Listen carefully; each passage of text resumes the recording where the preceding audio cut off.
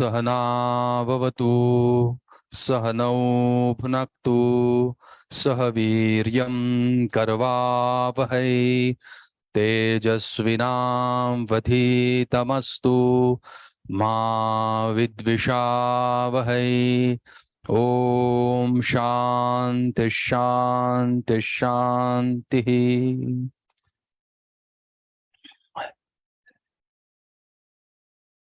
समर्थ रामदास म्हणतात, घटिका गेली पळे गेली तास वाजे खणाणा, आयुष्याचा नाश होतो रामकारे म्हणाना। तातडी आहे समर्थांना, संतांना तातडी असते। जी माणसं जागृत झालेली आहेत त्यांना तातडी असते नेहमीच, की आयुष्याचे काही दिवस आपण मागून आणलेले आहेत। उम्रे दराज मांग कर लाए थे 4 दिन, 2 आरजुओं में कट गए, 2 आरजुओं की पूर्ति में हाथ कुछ लगा वगा नहीं। दिन में उठना, दोपहर को काम करना, खाना पीना और रात को सो जाना, बस यही जिंदगी जीवन चलता है, हाथ कुछ लगता नहीं। इसलिए संत हमें जागृत करते हैं। त्यांचं म्हणणं आहे की आयुष्याचा नाश होतो आहे, जागे व्हा, पुढे जा, काही ना काहीतरी साध्य करायचं आहे। साध्य का की पूर्ति हेतु कोई साधन हाथ में होना अति आवश्यक है। साधना करा, काही ना काहीतरी एक विषय, कुठला ना कुठला तरी एक ध्येय आपल्या समोर घ्या आणि साधनेच्या माध्यमातून या मनुष्य देहाचा जो काही उद्देश आहे तो सफल करून टाका। जिस उद्देश्य से, उस अस्तित्व ने हमें यहाँ भेजा है वो पूरा करो। ये बार बार संत हमें कहते हैं और कोशिश करते हैं, प्रयत्न करते हैं हमें जागृत करने का। तो जागृत होकर करना क्या है, कौन सा साधन करे, कैसे आगे बढ़े, इस विषय पर थोड़ी सी चर्चा, थोड़ा सा जो भी अनुभव से थोड़ा बहुत प्राप्त हुआ है आपके साथ शेअर करना चाहता हूं। जे सांगेल ते अनुभवाचं असेल, स्वतःचा अनुभव, वाढ वडिलांनी घेतलेला अनुभव, ज्यांना ज्यांना आजवर काही पत्रिका बघून मार्गदर्शन केलं असेल, आसपासचे साधक आहेत, या सगळ्यांबरोबर जे शेअर केलं ते तुम्हा सर्वांबरोबर एकत्रित मला शेअर करायची आज इच्छा आहे। 100हून जास्त लोक ऑनलाईन आहेत, आपणही समोर बसलेले आहात सगळे। काहीतरी साधन करावं, कुछ ना कुछ भक्ति करे, कुछ ना कुछ आध्यात्मिक अपने जीवन को थोड़ा रूप दे, ऐसी इच्छा आप सभी की है, ऐसी पवित्र भावना आप सभी के मन में है। इसलिए मुझे अभी हर्ष हो रहा है कि इतने लोग जानना चाहते हैं कि क्या है साधन, कौन सा है सही रास्ता। हमेशा बात करता हूं विज्ञान के बारे में, ज्यादा बोलता हूं, विज्ञान के बारे में ज्यादा बोलता हूं, और जो है दैवी भाग है, स्पिरिचुअलिटी है, थोड़ा उसके ऊपर थोड़ा कम बोलता हूं। लेकिन आज विपरीत है स्थिति, आज 10% बोलूंगा विज्ञान के विषय में और 90% जो है बात करूंगा आध्यात्मिक और पूरी तरह से साधना की और स्पिरिचुअलिटी के। तो विषय को शुरू करेंगे। स्क्रीन शेयर कर देता हूं।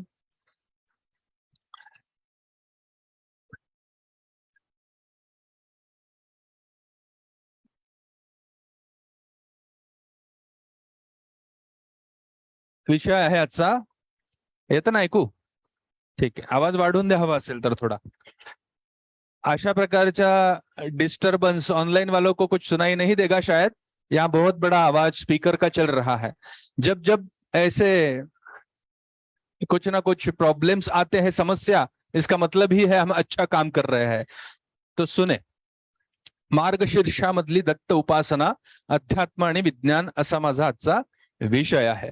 मगाशी म्हटल्याप्रमाणे 10% केवळ विज्ञान आणि जास्तीत जास्त भाग आध्यात्मिक कसा आणि आपल्या उन्नतीसाठी तो कसा आवश्यक आहे याविषयी बोलणार आहे। बस उद्दिष्ट रखे अपनी उन्नति का।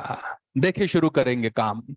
भारतीय शास्त्र आणि पाश्चात्य विज्ञान हे काय म्हणत आहे, म्हणजे सायन्स काय आहे, याने सुरुवात करेन आणि तो विषय बाजूला ठेवून देईल। पहा, आपल्याला माहिती आहे पृथ्वी, जल, तेज, वायू, आकाश 5 महाभूत आहेत।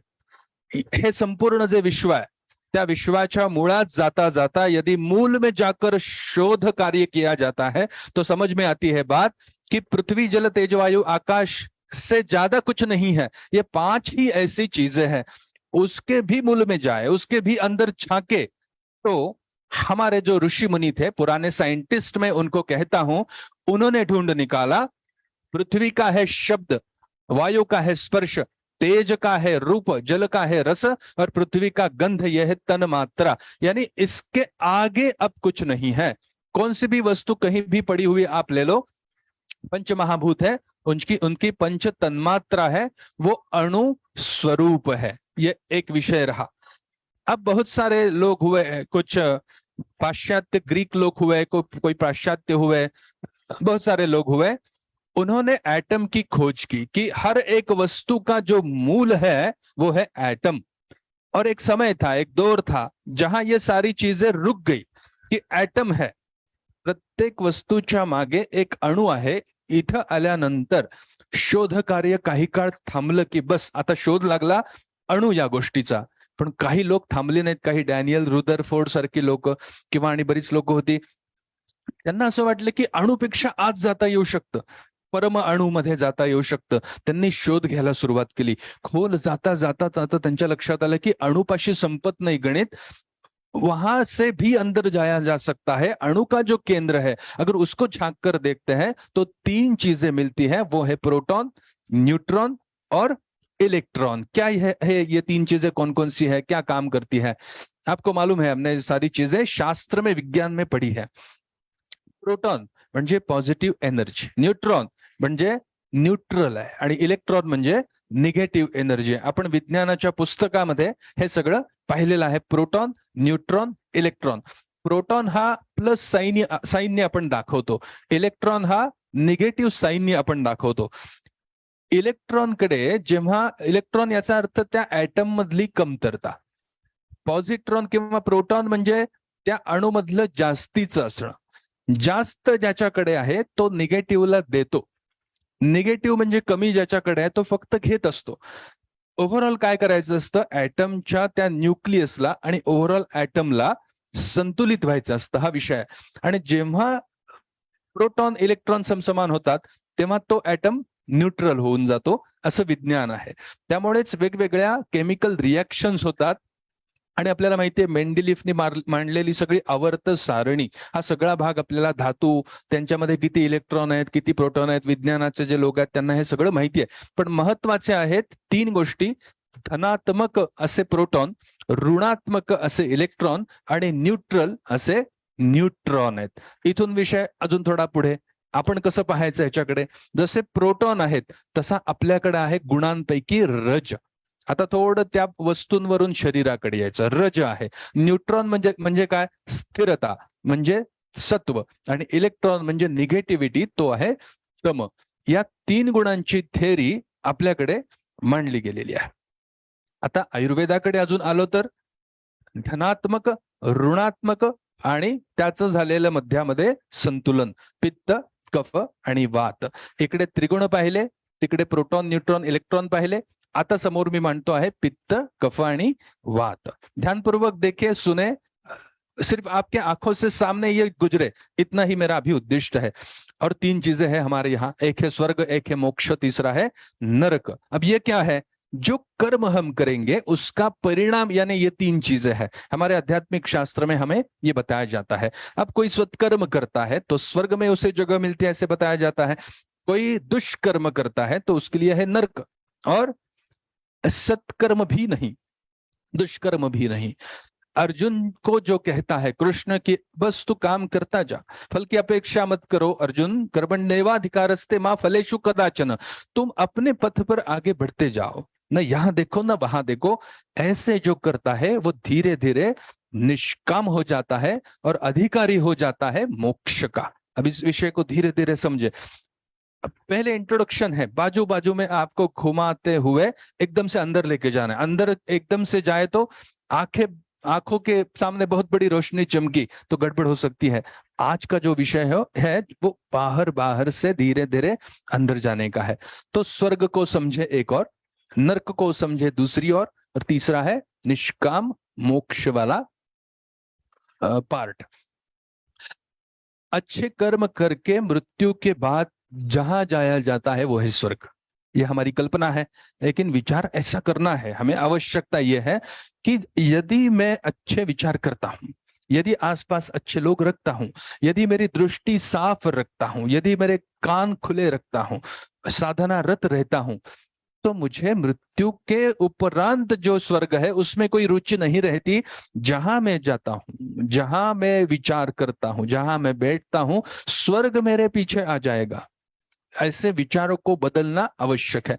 मन में द्वेष धारण किया है, मन में दुर्भावना धारण की है, मन में नकारात्मकता धारण की है, बहुत इस व्यक्ति पर उस व्यक्ति पर चिल्लाना, चिढ़ना, चिड़चिड़ाहट करना, अगर ये सारी चीजें शुरू है तो जो वातावरण बनेगा वो है नरक। अब ये भी हो सकता है, वो भी हो सकता है, परंतु ना इससे कुछ फर्क पड़ता है ना इससे फर्क पड़ता है। ऐसी अवस्था जिस व्यक्ति से है, व्यक्ति की है, वो है मोक्ष का अधिकारी। यानी उसके मन पर, उसके बुद्धि पर, उसके शरीर पर कहीं भी कोई असर नहीं पड़ता, वो बुद्ध जैसा अप्रभावित रह जाता है। तो हम चाहे तो नरक बना सकते हैं, हम चाहे तो स्वर्ग बना सकते हैं। ये पॉजिटिविटी और निगेटिविटी के बीच का रास्ता, यही जीते जी प्राप्त करने की व्यवस्था हमारे पुरखों ने करके रखी है। इसको भी लेकर और आगे बढ़े, थोड़ा संबंध लगाने का प्रयास करें। हम कहते हैं कि मनुष्य को आगे आगे बढ़ते हुए एक विशेष मनुष्य होना है। फिर हम आसरा लेते हैं, हम कहते हैं साधू संत। आपण म्हणतो साधू संत हा शब्द जोडून आपण वापरतो। आता लक्षपूर्वक असं पहा की एक व्यक्ती आहे जो सत्कर्म करतो आहे आणि दुसरा व्यक्ती आहे तो दुष्कर्म करतो आहे। सत्कर्म आणि दुष्कर्म या दोघांमध्ये जो व्यक्ती विशेष साधना करून संतुलन साधतो, म्हणजे त्याच्या हातून सत्कर्म घडतं, त्याच्या हातून दुष्कर्म सुद्धा घडतं, पण त्याचं मन त्यापासून अलिप्त है, वो उससे घिरा नहीं है। वो किसी के ऊपर उपकार कर देगा, अच्छा काम कर देगा, परंतु बार बार उसकी प्रशंसा की अपेक्षा नहीं करेगा। चांगलं काम करून गेलाय, आता ते आठवत बसलेला नाही, काहीतरी चुकीचं, काहीतरी वावगं, काहीतरी विपरीत हे परिस्थितीनुरूप करावं लागलं, पण ते पकडून बसला नाहीये, त्याला त्याची फळं कुठलीच चाखायला मिळालीच नाहीत किंवा अस्तित्वाने त्याच्या पदरात घातलीच नाही, कारण एक अलिप्तता आली, एक संतुलन आलं की एखाद्या मनुष्याला रागवणं, क्रोध करणं हे त्याच्या हिताचं आहे, त्याच्या भल्याचं आहे। इकडे रागवला मोठ्या आवाजामध्ये आणि इकडे आतमध्ये शांत आहे, संतुलन साधलं। इकडे खूप स्तुती झाली, खूप स्तुती केली, खूप स्तुती आली, तरी सुद्धा तेवढाच संतुलित आहे जेवढा रागवताना होता। इकडे स्तुती आहे, इकडे राग आहे। इथे इथे चांगल्या गोष्टी घडतायत, मुलांविषयी चांगलं घडलं, पत्नीविषयी चांगलं घडलं, नवऱ्याविषयी, पतीविषयी चांगलं घडलं, काहीतरी चांगलं कानावरती आलं, हा अप्रभावित आहे। आणि इकडे काहीतरी विपरीत घडलं, घरात स्वतःविषयी, आर्थिक विषयी, तरी सुद्धा अप्रभावित आहे। या दोन्हीतलं संतुलन ज्या व्यक्तीला साधता आलं, या दोन्हीतलं संतुलन ज्या व्यक्तीला साधता आलं, आपली संस्कृती त्याला साधू म्हणते। एक लक्षपूर्वक पाहायचं, आपलं उद्दिष्ट कसं पुढे न्यायला हवं की जो व्यक्ति संतुलन साधतो, जो संतुलन साधता है, किसी साधन मार्ग पर चलते हुए रास्ता काटते काटते धीरे धीरे जो संतुलन साधता है वो है साधु। और अब ये तीन चीजें हैं, इन संतुलन के भी जो पार चला जाता है वो है संत। साधु संतुलन साधता है और संत उसके आगे निकल जाता है। मतलब कैसे? तुकोबा जैसे लोग हैं, ज्ञानेश्वर जैसे लोग हैं, वो कहते हैं कि मोक्ष से भी हमारा कुछ लेना देना नहीं है। तुका म्हणे गर्भवासी सुखे घालावे आम्हासी, न लगे मुक्ति धन संपदा। वो उससे भी परे जा चुके हैं, उनके भीतर का साधुत्व जो है ना वो और ऊपर गया, संतुलन के भी आके निकल गया, तो वो ठहरे संत।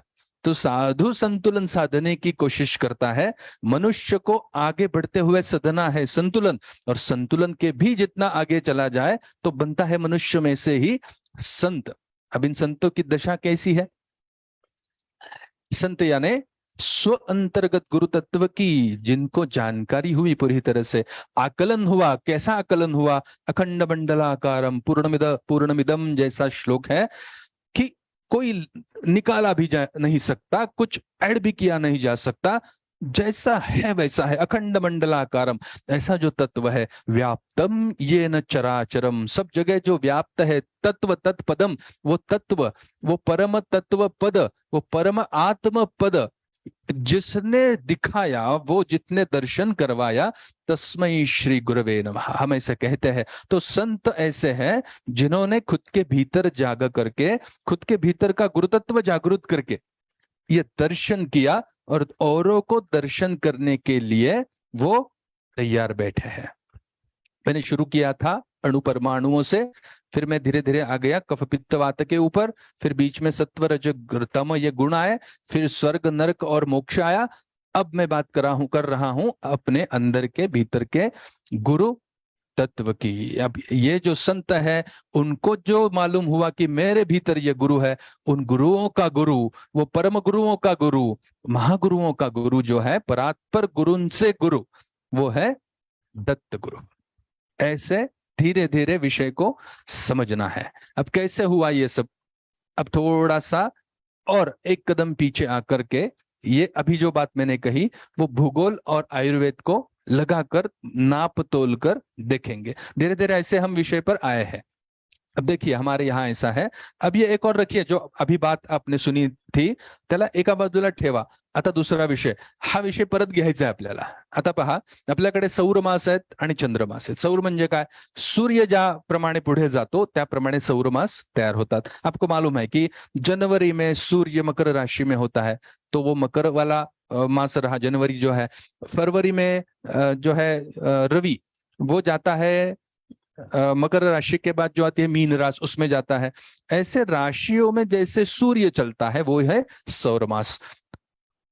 पूर्णिमा के आसपास, पूनम का जो दिन रहता है उसके 24 घंटे आसपास जो नक्षत्र है, जो नक्षत्र आता है, उसके नाम से वो महीना जो है वो जाना जाता है। असं समजा की ज्या पौर्णिमेच्या 24 तासाच्या आसपास चित्रा नक्षत्र आहे, तो चैत्र महिना है। ज्या पौर्णिमेच्या आसपास विशाखा नक्षत्र आहे, तो वैशाख महिना आहे। ज्येष्ठा नक्षत्र पौर्णिमेच्या आसपास, तो ज्येष्ठ महिना आहे। अशा प्रकारे आपले चांद्रमास आपल्याकडे म्हणले जातात। आत्ता जो महिना आहे तो आहे मार्गशीर्ष मास। म्हणजे काय, मृग नक्षत्र यावेळी जी पौर्णिमा असणार आहे त्याच्या आसपास असणारे, म्हणजे दत्त जयंतीला असणारी जी पौर्णिमा आहे तेव्हा। आपण कॅलेंडर उघडून बघा, या पद्धतीने चंद्रमासानुसार आपले महिने पुढे पुढे जात असतात। सूर्याचा एक वेगळा प्रभाव, चंद्राचा एक अजून वेगळा प्रभाव, त्याच्याबरोबर असलेली नक्षत्र। म्हणजे जर मी लाल रंगाची काच घेतली तर मला जग लाल दिसेल, मी जर निळ्या रंगाची घेतली तर मला जग निळं दिसेल।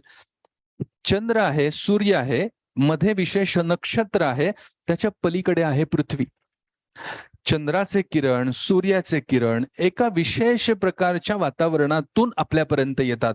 कुठल्या नक्षत्रातून येतात, कुठल्या राशीतून येतात, याच्यावरती संपूर्ण पृथ्वीवरती वेगळा प्रभाव, एक अलग ही प्रभाव दिखता है जब सूरज और चंद्रमा अपने किरणों की बौछार पृथ्वी पर करते हैं।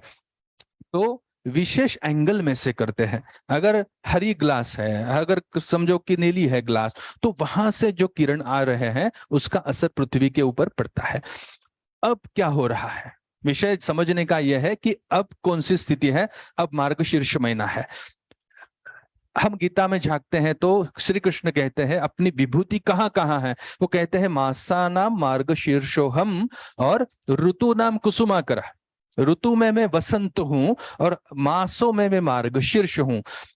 पूरे श्री कृष्ण भगवान को सामने लेकर आए कि वो कहते हैं कि मेरी विभूति यानी मेरी सारी शक्ति जो है मार्गशीर्ष मास में विशेष रूप से छिपी हुई है।